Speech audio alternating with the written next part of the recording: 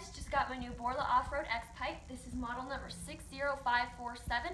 First thing I noticed when I took it out of the box is that the welds are done very nicely, and it's just a beautiful piece, and I'm excited to put it on the car. So first thing we have to do is remove the old X-Pipe. In order to do this, you have to remove the tunnel plate, which is held in by 24 bolts.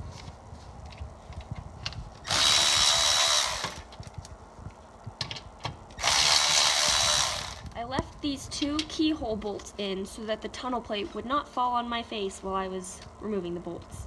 Next, we remove the 4 flange bolts from the front end of the mid-pipe. Remove the bolts from the rear end of the mid-pipe.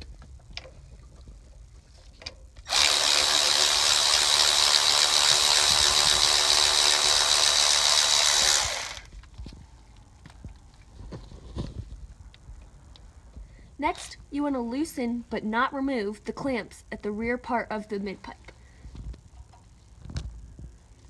Then you remove the X-Pipe from underneath the vehicle, and now you can see the comparison between the stock X-Pipe and the brand new Borla X-Pipe. With a screwdriver, carefully remove the factory gaskets.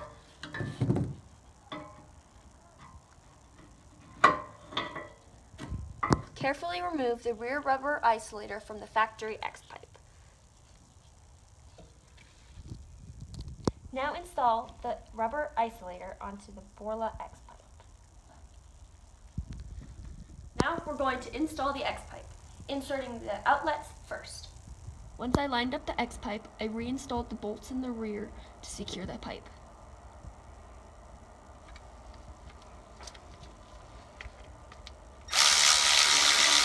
I then secured the clamps that came with the new X-Pipe.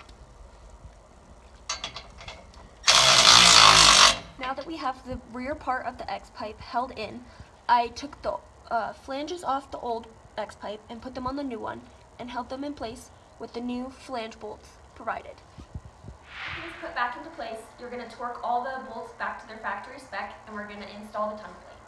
Now that the installation is complete, let's start her up and see how it sounds. Also, make sure to check the end of this video for links going for the before and after videos. Make sure to comment, like, and subscribe as well.